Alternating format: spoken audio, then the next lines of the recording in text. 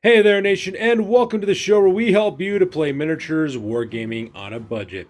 It is I, Commander Cheapskate, and we are back with another episode of Tales from the Tackle Zone. This is Battle Report number 27 of Season 2 of our Blood Bowl League, and as you can see, this is the second game in the last week of normal campaign play for my friends Sister Serial as well as my little sister Shade. Sister Serial is playing the Reikland Reavers of the Humans. She'll be playing on this team, and my friend, my little sister, the Shade, she'll be playing the Shambling Undead of the Champions of Death. So both these teams will be throwing it down in the second game of the last week of campaign play. From here, of course, after the very last game is played in the Old World Conference, we'll then go to the championships, and the two teams in the Old World Conference with the most league points, as well as the best win log records for the tiebreaker, will face off in the Old World Championships to see who will be reigning supreme there, and then winner of that game will then move on to the final Blood Bowl. So, very interesting game to see exactly what ends up happening on this one. My little sister Shade is favored to win on this one because she has more league points and also more victories as opposed to Sister Serial. When it comes to the pregame, of course, both teams have fan factors. My friend Sister Serial has a fan factor of 4. She actually originally started with 3 rerolls, but then got brilliant coaching for the kickoff. We'll talk about that later. And he also got 4 rerolls. My little sister Shade's got a fan factor of 6. At the same time, also has 1 additional bribe as well, and also has 3 rerolls. So now that we're done with the pregame, let's go and talk about the teams. We're going to show you videos of both teams as well as their rosters. If you want to see exactly what they're bringing for this battle report, go ahead and pause and take a look at your own leisure. So with that being said, let's get this battle report on a roll.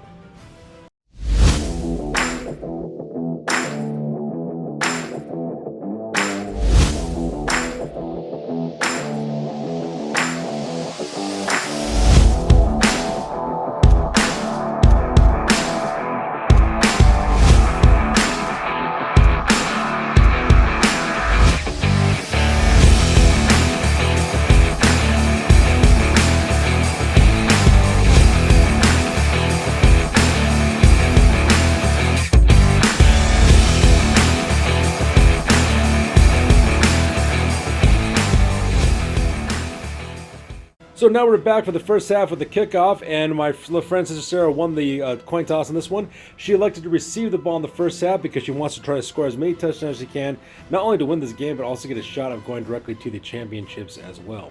So as you can see here, she's taken off and decided to go with a heavy flank deployment for her team, try to get it right through the chevron defense that my little sister Shade has, so have a back rank screening over here. She's going to try to muscle her way through this wide zone area and probably make it directly to the end zone. Now when it came to the kickoff, the ball did scatter over here, and for the kickoff it was brilliant coaching. Now my friend Sister Sarah does have an advantage on this one because she does have an assistant coach, and she won the roll-off, earning herself an additional reroll for this drive. So she has 4 rerolls until this drive is over with. So now with the kickoff over with, we go directly to the top of turn number 1, and we go directly to the Reikland Reavers. We'll be right back with my friend Sister Serial's activations. So that takes directly to the top of turn number 1 for my friend Sister Serial, and she gets to go first on this one. And as you can see on the pitch, her heavy flank actually worked out for the best on this one. As you can see, she just kind of piles through real quick, actually knocking out one of the mummies, Sabat Nero. Imagine knock that guy out, put in the knockout box as well, and also move up forward and pushing the zombie out the way. At the same time, Sister Serial also does a couple of blitz actions and block and moves for a lot of her players up forward. Not putting a stun result on this ghoul, at the same time marking the skeleton zombies as well as white players with members of her team as well. Her thrower also managed to kick up the ball and directly towards this wide zone here, while the catcher actually made it through the line of scrimmage, also making their way directly to the end zone as well. And Sister also has a secondary catch in order to catch up just in case if the first one fails. So that pretty much makes up my friend Sister Serial's turn for this one. So that being said, we go directly to the bottom of the turn for my little sister Shade. So that takes us to the bottom of turn number 1 for my little sister Shade, and as you can see on the pitch, some dramatic things have happened. Like a swarm of bees, my little sister's team, the Champions of Death, have swarmed in for the kill. So first of all the players are up here in this wide zone earlier have now swooped down directly towards the battle in the middle of the center field, heading directly towards this thrower to try to intercept them from causing any harm further.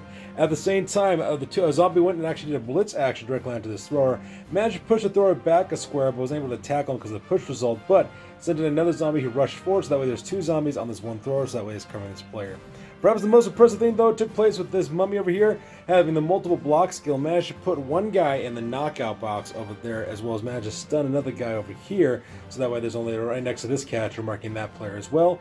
At the same time, this white managed to knock out this player with a power result and also stunned him as well.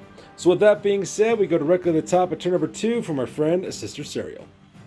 So that takes directly to the top of turn number 2 from our friend Sister Cereal, and touchdown number 1 for the Reikland Reavers. So let's talk about what ended up happening. So first of all, over here, what my friend Sister decided to do is take a couple of our linemen and actually throw some blocks directly into some undead players.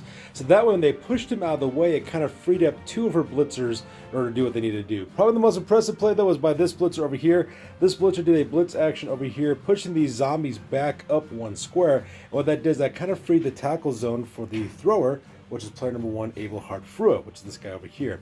So because he only had to worry about a -1 modifier to his dodge. Now, he did, of course, fail his dodge. But my friend Sister burned up a reroll in order to do that, so he managed to skip from that tackle zone, ran all the way directly over here to the line of scrimmage pretty much, and threw a short pass with a -2 result directly towards this throw over here, player number 8, Uldrich Herzl. Uldrich Herzl, of course, then took the ball, ran it directly towards the end zone, and scoring the first touchdown of the game and the first touchdown for the Reikland Reavers. So that being said, my friends are going to re-rack their players, and we'll be right back for kickoff. So that takes directly to the kickoff. As you can see, my friend Sister is playing defensively this time, while my little sister Shade is taking the offense on this one. And she also brought up her star player, Bryce the Slice Campbell. The reason why is because, unfortunately for her second mummy was still out of commission, so she decided to throw in the man with the chainsaw, a flaming chainsaw actually, so that way she caused some havoc on the defensive team and caused some problems that way as well. Now when the ball went up to the kickoff, it scattered all the way over here in the top. At the same time, they managed to get cheering fans on this one. So both of my friends rolled d6s, see which of them has the most. My little sister Shade actually won the roll-off, so because that she got a prayer to Nuffle and got +1 armor value to her ghoul Huchai, which is this guy over here, for the rest of this drive. Which kind of makes sense because, unfortunately for my little sister Shade, her opponents always target her ghouls because her ghouls are her main scoring players on her team, and it kind of makes sense to actually have that. So with that being said, we go directly to the bottom of turn number 2. I'll be right back after my little sister's activations. So that takes directly to the bottom of turn number 2 from our friend, my little sister, the Shade, and this is what her team has pretty much done. And she takes the offense on this one. As you can see, she kind of smashes right through the line of scrimmage, going right through the main line. At the same time, bringing up her second set of zombies forward, marking players over in the wings, as well as some of her skeletons do exactly the same thing. Now, Bryce the Slice Campbell, of course, does a massive blitz going directly into player number 3, Andre Gaffing. Managed to go to that blitzer, cut through his arm with a chainsaw, and cause a casualty result as well. So because of that, Andre Gaffing suffers a seriously hurt injury, so he will go into recovery and he'll miss out his next game because of it. So my friend, Sister Sarah, is now 1 player short. Meanwhile, she also sends in one of her blitzers, player number 5. That guy's name is Adjapta, the Senut. Moves him around directly, his massive movement allowance directly over here, so that way he can make his way directly to the end zone. And then Huchai scoops up the ball and also goes right behind the line of scrimmage. So now that both teams, now that my little sister Shade is gone, we'll go directly to the top of turn number 3 from our friend Sister Cereal. So that takes directly to the top of turn number 3 from our friend Sister Cereal. And unfortunately for her, her turn was pretty much short-lived for the most part. Probably the most dramatic thing, she actually managed to push back Bryce the Slice Campbell away from her main anchor defense, at the same time peeling off a couple of catchers to kind of act as an interference screen over here with this drive over here. Unfortunate for her though, she did try to throw a block with one of her linemen against a zombie, did it with disadvantage, and managed to get a player down result. So because of that, Sister only has 2 rerolls left for this first half. She decided not to burn the other ones, so because that caused immediate turnover. So that being said, we go directly to the bottom of turn number 3 for my little sister Shade. So we go directly to the bottom of turn number 3 for my little sister Shade, and a lot of damage has taken place for the Reikland Reavers. To give you guys an idea how much has happened, 2 more people get thrown in the casualty box in this last drive, this last push. It was absolutely brutal. So first of all, let's talk what we ended up having first. So Bryce the Slice Campbell managed to put a badly hurt injury onto blitzer number 5, Aegis Koenig. So because he does become a casualty, he will not be able to participate for the rest of the battle report, but he will be able to make it for his next game, so no harm, no foul. Now from there, what ended up happening is that player number 6, he's a white player named Amatin Afe, managed to throw a block directly into player number 6, Lanric Maxhold, which is a blitzer, managed to kill that guy by cracking through his armor using Mighty Blow, and actually rolled a casualty on that one and managed to kill that guy with a perfect 16. So just like that, he is now eliminated from the Reikland Reavers roster and also got killed in the process of doing so. Now from there, my little sister Shade, they continues to swarm forward, pushing forward with her troops, managed to create some pockets and holes directly into the main line of scrimmage, sends up her white as well as her skeleton to mark these two catchers. Almost every single member, I think, of the Reikland Reavers was marked, and then Hoochjar, of course, moves up his max moonlance, making his way slowly but surely directly to the end zone. So that being said, we go directly to the top of turn number 4 for my friend, Sister Serial. We'll be right back after this. So that takes regular bottom of turn number 4 for my friend Sister Cheryl, and unfortunately her turn wasn't all that spectacular. Actually, it was kind of short-lived, so let's talk what ended up happening. So first of all, she does move her captures out of the tackle zone of these players, moving directly here to kind of intercept Hoochchai, trying to stop that goal from making a run directly towards the end zone. Now, the most dramatic thing that took place is that she tries to take her thrower, Abelhard Frua, does a blitz action going all the way down this line of scrimmage, trying to tackle directly into Hoochchai. Unfortunately, he does fail one of his tackle zone tests with his agility test, but Sincero burned up one of her rerolls in order to make sure he was successful and throws a blitz directly into Hoochchai. Unfortunately, the only thing she was able to do, though, was to push him, so she pushed him down one extra square, and that's really about it for the most part. Now, of course, the rest of the turn, of course, pretty lackluster, managed to push a zombie over here, but when the big disaster took place was player number 4, Gilbert Gottgraf. The Blitzer tries to throw a block directly into the zombie, but unfortunately gets a player down result instead. His armor gets penetrated, and he also knocks himself out at the same time. So just like that, Sister Serial is now down 4 players for the remainder of this drive. So with that being said, we go directly to the bottom of turn number 4 for my little sister Shade. We'll be right back after this. So that brings directly to the bottom of turn number 4, and touchdown number 1 for my little sister Shade and the Champions of Death. So let's talk about what ended up happening. As you can see, some destruction has taken place on the pitch. First of all, my little sister Shade managed to push a lot of these guys upward to create this kind of central pocket over here. And what that did is that freed up Bryce the Slice Campbell to do a blitz action directly into player number 1, Abelhard Frua, the thrower for the Reikland Reavers. Managed to put a badly hurt injury onto him, so because he does go into the casualty box, he will not participate in the rest of this battle report, but he'll make a full recovery by the end of it. At the same time, because of that, she was able to also move a couple of her players, her whites specifically, out of the way, also marking these catchers. And then from there, Hoochchai then ran the ball and also went for it twice, going directly to the end zone and scoring her very first touchdown. So currently now the game is currently stacked at 1-1. So with that, we go directly to setup. My friends will re-rack, and we'll be right back for the kickoff. So now we're back for the kickoff. As you can see, my friend Sister Sarah, she only has a handful of players left on her team. I actually brought the little halfling hopeful, the Powder Monkey, to be the thrower on her team. As my friend, my little sister Shade brought her entire team. Also managed to have Bryce the Slice Campbell stay around because she burned up her last bribe dice in order to make that happen. So because this will be the last drive that he'll be participating in before he goes away. So with that being said, the ball does get scattered over to this square over here, and once again the cheering fans kickoff event took place.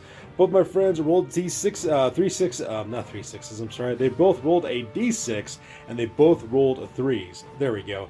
So because of that, it was tied, and so because neither side has cheerleaders, so no effects takes place for this drive.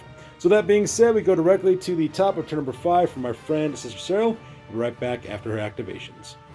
Alright, so we go directly to the top of turn number 5, and disaster strikes from our friends in Serial.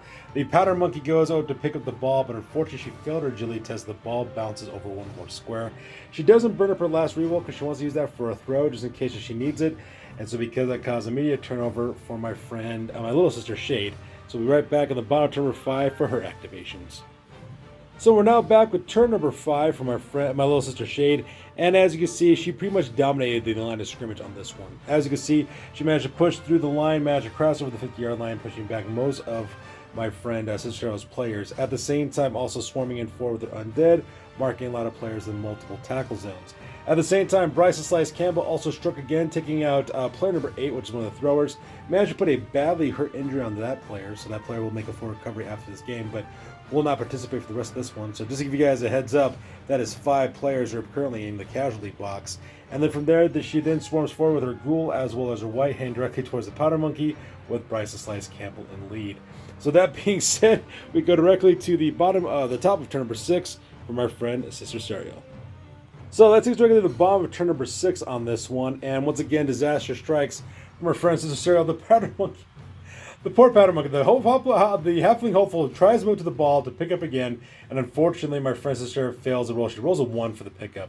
So she decides to burn her last reroll die on this one, and she tries again, but unfortunately she rolls a 2, which fails it, which means the ball then bounces over one more square over here, and that causes immediate turnover from our friend Sister Cereal and directed my little sister Shade. So we'll be right back after this with turn number 6 for my little sister, as well as the Champions of Death.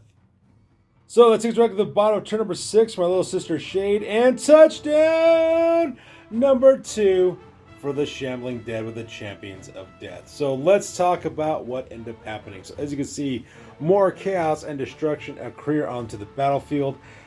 So first of all, a couple of blocks over here made by the mummies, managed to scatter a couple guys around, managed to knock down another player as well. But probably the most dramatic thing that took place was Bryce the Slice Campbell.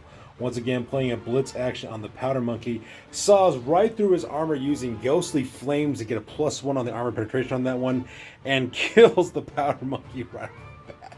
The powder monkey is now dead, just slicing that poor fool in half with a chainsaw. And then from there, of course, Huchai, the ghoul, managed to run up, scoop up the ball, no problem, rushes toward twice 2 squares, and makes it directly into the end zone. And at this point, my friend Sister Sarah decides to call the game and concede. You really can't blame her. Over half her team is in the knockout box. It's going to cause all kinds of problems. She's going to lose the game anyways, so she just kind of calls it at the end. And plus, this is the last game of the regular season. She pretty much just kind of surrenders, and I really don't blame her on that one. So that being said, we're going to go directly to the post game because my little sister Shade has won this one, and we'll talk about the after action report. Because this game is now officially over. That's it, man. Game over, man. It's game over. Alright, now it's time for the post game. This is the part of the battle report we talk about what went well, what went poorly, and what we can learn for the next time that we do battle. This is the after action report for battle report number 27, which was game 14 of the Old World Conference. And this is fought between my two friends, Sister Cereal, as well as my little sister Shade. Now, for the Reikland Reavers on this one, Sister Cereal did lose this game, so let's talk about her injuries real quick. So, thrower number 1, Abel Hardfruid, suffered a badly hurt injury, so makes a full recovery. Same thing with Blitzer player number 5, Aegis Koenig, and catcher number 8, Aldrich Herzl.